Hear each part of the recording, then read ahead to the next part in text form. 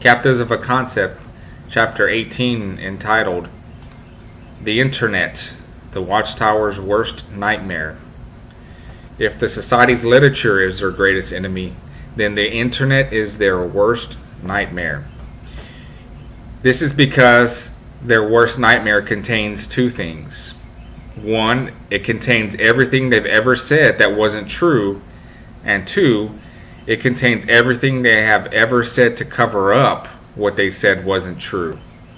It's plastered all over the internet for the whole world to see.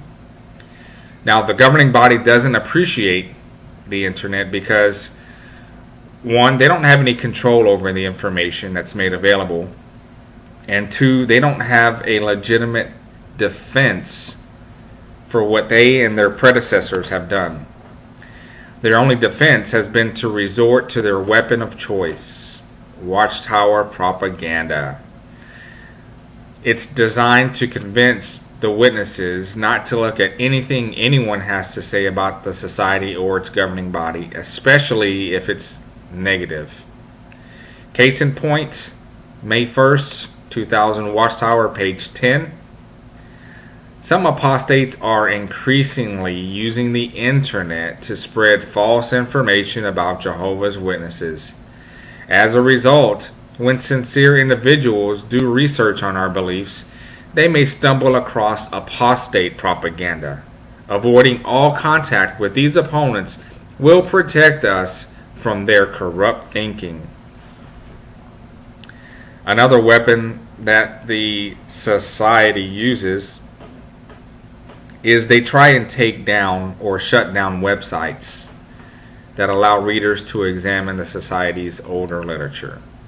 And this has happened on YouTube, as a few channels have been taken down because of that.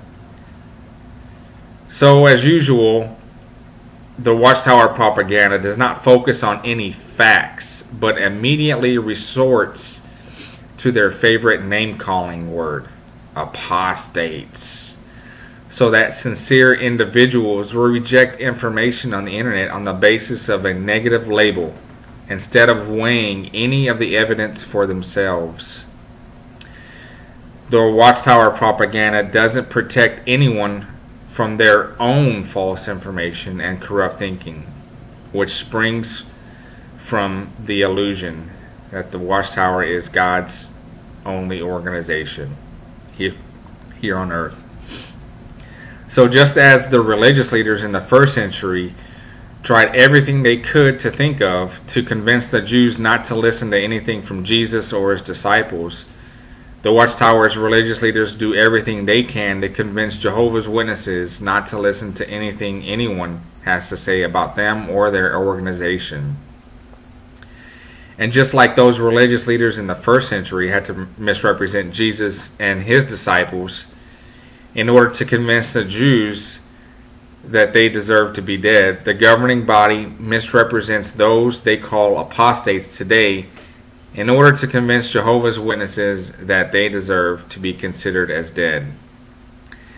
As mentioned earlier in this book, if the society's religious leaders had told the truth about the organization's history in the first place, they would not have to work so hard today to prevent their followers from learning about the past and what really happened. The evidence considered in this book makes up only a small portion of what really exists out there. But no matter how much there is, or how much evidence is presented, evidence will not benefit those who refuse to look at it as the governing body instructs them to do. Evidence can only help those who are willing to make contact with it, investigate and research it, and who are able to get the sense of what the evidence means.